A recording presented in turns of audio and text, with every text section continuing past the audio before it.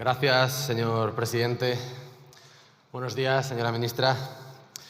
Lo han celebrado tanto, han dado tanto bombo a sus medidas y han presumido tanto de sus supuestos logros que entiendo que me corresponde a mí felicitarle hoy por el segundo cumpleaños de la Ley de Vivienda. Felicidades a usted y a todos los grupos parlamentarios que lo hicieron posible.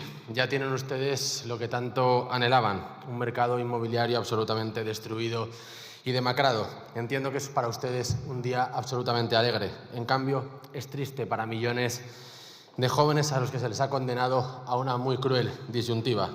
Seguir durmiendo hasta la eternidad en la vieja litera del cuarto de casa de sus padres, vivir la vida loca de mudanza en mudanza y tiro porque me toca, hacer turnos para cocinar, para asearse o para comer con extraños, o directamente largarse de un país en el que los políticos los tratan a patadas, opción a la que lamentablemente cada vez más españoles se están acogiendo.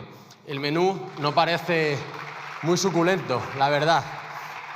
No parece muy apetitoso, pero bueno, al menos se puede elegir, ¿no? Que parece que es lo fundamental en esta era del yo, mí, me, conmigo, del yo me lo guiso, yo me lo como, del sé quién quiera ser. Se puede elegir, elegir. Esa es la clave siempre, tener derecho a todo. Ley por el derecho a la vivienda, por supuesto. Faltaría más, por el derecho a la vivienda, sobre el papel. Eso sí, que el papel lo resiste todo. El papel y las presentaciones de PowerPoint y Canva. Ley por el derecho a la vivienda. Es un eslogan maravilloso, espectacular. Ya la aplicación práctica, pues bueno, ahí te apañes, chaval, mira este zulo maravilloso que tenemos para ti, majete. También este semisótano interior, con un poquito de humedades, eso sí, con una capa de pintura se puede ir, o este bajo sin ventilación, que antaño fue una carnicería, mira qué aventura. Puedes elegir lo que más te guste, que a fin de cuentas tú mandas y eres libre, libre de pagar una pasta que no tienes ni tendrás para pagar un cuchitril en el que ni siquiera podrás poner cuadros ni pintar las paredes, porque no es tuyo, pero eres libre, sí, muy libre. Lo que sucede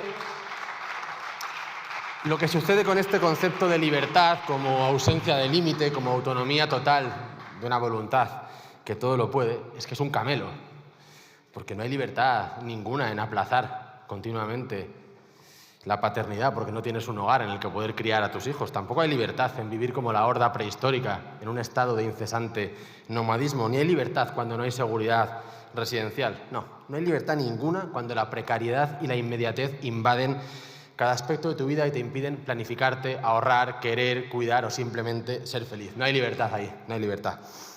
Ya sabemos que ustedes son unos ases del marketing y los titulares y que son capaces de convertir y pintar de colorines todo aquello que en verdad es oscuro y pavoroso. Pero no se confundan. Ahí fuera hay toda una generación, bueno, más que una generación, yo diría que prácticamente todo un país que está ya hasta las narices y hasta el gorro de tanta declaración pomposa, de tanta retórica alambicada y tanto lenguaje relamido, de tanto humo barato, de tanto vendedor de crecepelo escondido entre puños y rosas y pancartitas moradas, la verdad. Usted sabe que para que la vivienda se convierta en un derecho no basta con repetir una y mil veces derecho a la vivienda, derecho a la vivienda, derecho a la vivienda. Decía Unamuno, no proclaméis la libertad de volar, sino dad alas. Pues no proclamemos el derecho vacío, hueco, de imposible aplicación de la vivienda, sino demos los medios para que de verdad pueda ser real este derecho a la vivienda. Basta ya de derechos vacíos y basta ya de cuentos progresistas. La gente quiere hechos, quiere factos. Está de su retórica, de su lenguaje, de sus presentaciones, de sus anuncios, de sus vídeos de TikTok, yo creo que mareada hasta la náusea. Sí, es así. Quiere realidades concretas, tangibles, palpables, llaves en su mano. Quiere grúas donde hay solares. Quiere poder organizar su proyecto vital sin que las obsesiones ideológicas de un político le distraigan de ese proyecto o sin depender de los vaivenes de un fondo de Luxemburgo. Quiere poder organizar su vida. Y quiere otra cosa más, señora ministra. En este segundo cumpleaños quieren mandar al garete una ley de vivienda que ha cumplido ya demasiados años y que al revés que el buen vino, al revés, no parece que vaya a mejorar con el tiempo. Todo lo contrario, solamente va a traer más estragos, más dolor, más injusticia y más precariedad a los hogares españoles.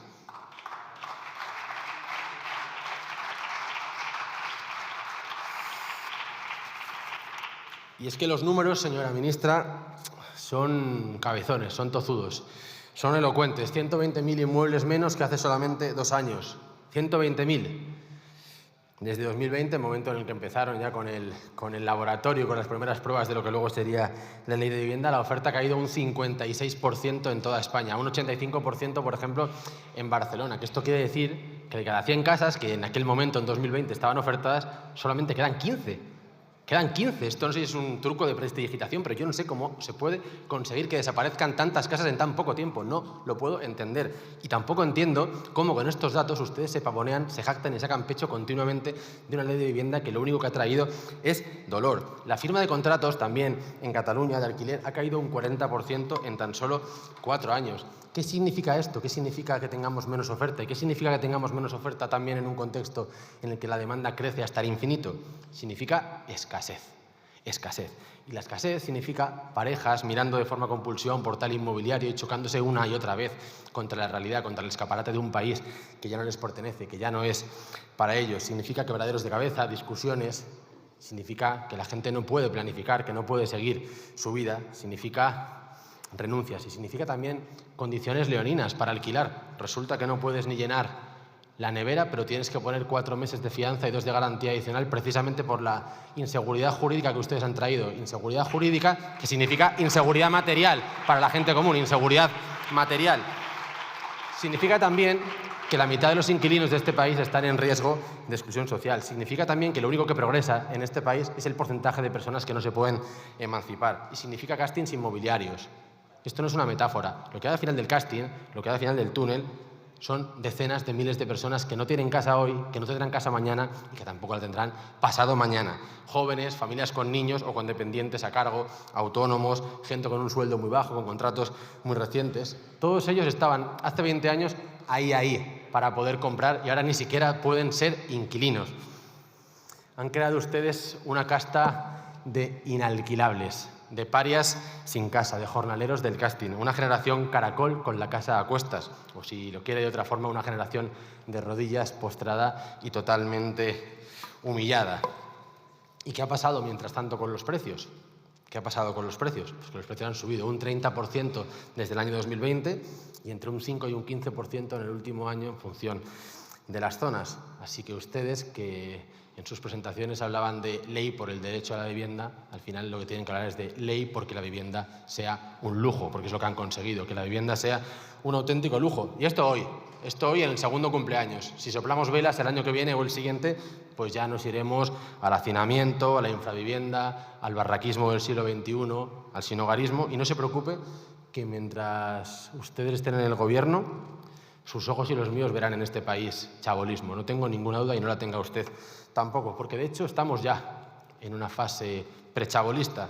O si no, ¿cómo definiría usted lo de las casas barco, lo de las camas calientes, lo de las cápsulas para dormir, lo de los minipisos de 18 metros cuadrados o lo de las autocaravanas? Esto es un poco dickensiano, es de las novelas del Londres victoriano, pero esto es lo que tenemos ahora mismo aquí. Por eso le digo que si ustedes siguen aquí, dentro de muy poquito veremos las chabolas. Han mandado ustedes a una generación y a la gente común en general a la marginalidad, a una cuneta social. Menos casas y cada vez más caras. Una trampa para ratones de la que solamente se puede salir si la gente hace la maleta rumbo al exilio. Y es algo que nosotros no queremos en absoluto. Decían, por resumir, que venían a defender a los inquilinos y lo que han hecho ha sido traer el infierno a la tierra para ellos. Mientras tanto, ocupas, jetas y especuladores hacen su agosto con una ley que parece hecha a su medida. Y lo peor de todo es que esto no son grandilocuentes expresiones del diputado de la ultraderecha. Es que esto ha sido deliberado y esto, que ha sido una estafa, es lo que decían sus jefes en sus mensajes de WhatsApp, Ábalos y el señor Sánchez, que estas medidas iban a destrozar el mercado, que estas medidas iban a hacer que la gente perdiera. Y yo le pregunto, ¿qué nombre reciben aquellos políticos que hacen políticas injustas a sabiendas de que van a generar dolor a su gente? ¿Qué nombre reciben?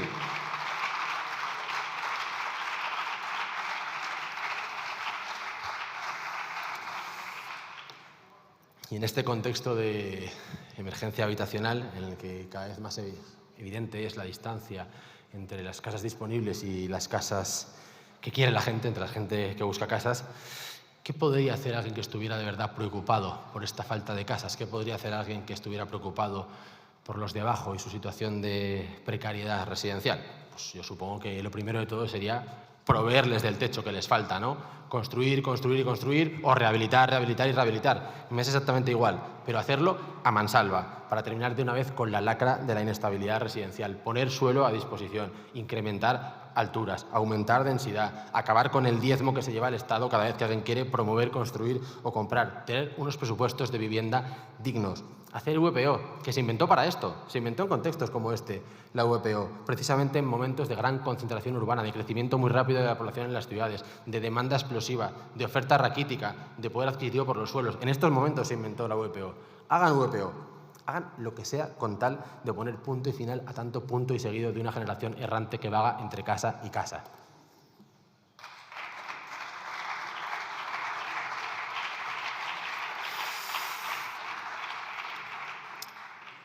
Y por cierto, señora ministra, ustedes que tanto hablan de especulación, ¿sabe cuál es el requisito para poder especular con un bien? Que este bien sea escaso, que lo posea muy poquita gente y que mucha gente lo necesite o lo desee. ¿A quién le interesa que la vivienda siga siendo hoy un bien escaso? A quienes viven de ella, ¿no? A quienes manejan el cotarro, a algunos que parece que les ha ido muy bien estas décadas en las que a la mayoría social le iba bastante mal, les iba empobreciendo. Yo no sé si se han dado cuenta, pero todas las monsergas decrecentistas son recibidas con aplausos tanto en los despachos de los grandes fondos como en los salones de los grandes rentistas, los de verdad. No Mari Carmen, que ha heredado un piso de 50 metros cuadrados en Opañel, no, los de verdad. Porque al final lo que sucede es que ustedes son la mejor compañía aseguradora de sus ganancias cuando se niegan a construir, cuando se niegan a aumentar la oferta. ¿Cuánto valdrían las propiedades de los grandes si ustedes inundaran el país de bloques y dieran las facilidades crediticias y fiscales para que esos bloques pudieran ser ocupados y vividos por familias que fueran dueñas de sus casas? ¿Cuánto valdrían entonces sus propiedades?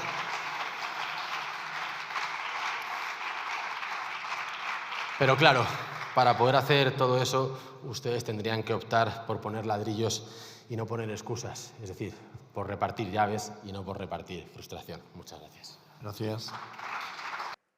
Señora ministra, espera usted muchas respuestas. Espero que la presidencia de la Cámara tenga a bien dejarme contestar al menos a unas cuantas de ellas. Si la culpa de todo es de la ley de vivienda, no, por Dios, la ley de vivienda simplemente pone el último clavo en el ataúd de un ataúd que han estado ustedes preparando cuidadosa y cariñosamente durante décadas, pero por centrarnos exclusivamente en los últimos años, todo esto viene de todas las regulaciones fallidas que todo el mundo les había avisado que no funcionarían y que, como ya sabíamos, no han funcionado. Decreto 11/2020, congelación de la actualización de rentas, run de las prórrogas forzosas, control de precios, todo ello lo que ha generado ha sido inseguridad jurídica en el proveedor de vivienda, porque ya que ustedes han impedido que la gente sea dueña de su casa, tiene que vivir en la casa de otro. Y si a ese otro le hacen sentirse inseguro cuando pone su vivienda en el mercado, lo que hace es que no la pone en el mercado, la lleva a otros mercados. ¿Y qué pasa? Que tenemos un 52% de alquiler de temporada sobre la oferta total de alquileres hoy en Cataluña. Y el alquiler de temporada que ustedes tanto denigran, bajo mi punto de vista, con razón, su crecimiento es exclusivamente responsabilidad de sus medidas que han ahuyentado la oferta de larga duración y han llevado a la gente a poner su vivienda en el mercado de temporada, en el de por habitaciones o en el turístico. ¿Sabe usted cuánto era el mercado de temporada hace 5 años? No lo puede saber ni usted ni yo, porque ni siquiera se computaban las estadísticas. Era tan ridículo que es que no se computaba. Y hoy es el 52%. ¡Feliz cumpleaños! 120.000 contratos menos, he dicho no, he dicho 120.000 pisos menos ofertados. Quería la fuente, Observatorio del Alquiler de la Universidad Rey Juan Carlos. Puede buscarlo ahora mismo. Muchas gracias. Sus datos. Yo sí que he mirado sus datos con detenimiento. No sé si usted lo ha hecho o quien se lo haya preparado lo ha hecho. Sus datos vienen de Incasol, donde están registradas las fianzas que depositan los propietarios cuando sus inquilinos se las pagan al arrendar un piso. El dato que usted da de la bajada del 6% de los precios en Cataluña no es una bajada de los precios de los nuevos contratos firmados desde el control de rentas. Es un promedio de todos los contratos depositados en Incasol desde hace 5 años. Como desde hace 5 años hay un 40% menos de contratos firmados, usted entenderá que el peso estadístico de los contratos nuevos cada vez es menor y que pesan mucho más los de hace 5 años. ¿Y qué particularidad tenían los contratos de hace 5 años? Que eran mucho más bajos que los actuales. Por tanto, usted está dando una imagen fija de hace 5 años y no una imagen de los contratos de hoy.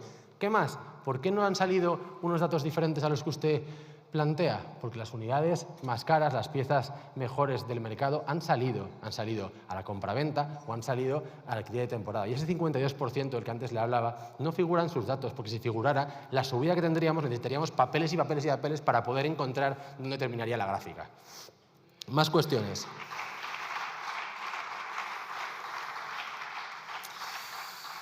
Hablaba usted de vivienda protegida y decía que suponía que no me gustaría la vivienda protegida del franquismo porque aquello era algo guetificado. Yo, aunque soy historiador, el franquismo no viví, pero sí vivía cuando gobernaba Zapatero y tenían ustedes una ministra que se llamaba Trujillo que prometía una medida tan absolutamente rupturista y tan contraria a los guetos como mini pisos de 30 metros cuadrados. Eso sí que era la hora de los enanos. Eso sí que era la hora de los enanos.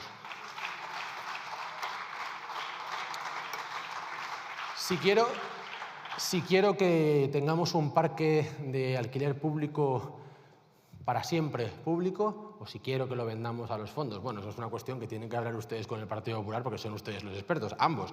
Yo, como comprenderá, a mí esto me pilla bastante lejos. Lo que yo quiero es que sea público, no, que sea para siempre de una familia. Ni de Blackstone ni de un político, de una familia. Eso es lo que yo quiero.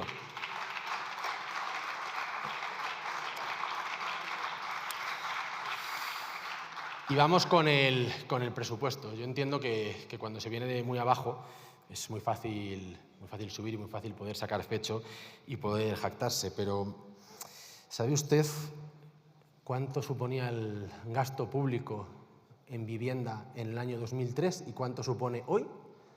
En el año 2003 eran 19 de cada 100 euros de gasto público. Hoy son 11 de cada 100 euros.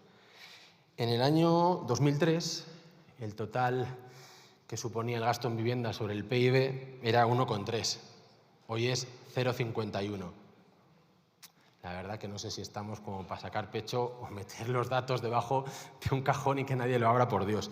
Pero es que el gasto en esa época de la guetificación de la que usted habla, el gasto en vivienda sobre el total del gasto público en el año 1965 era el 13%. Usted tiene el 1,12%.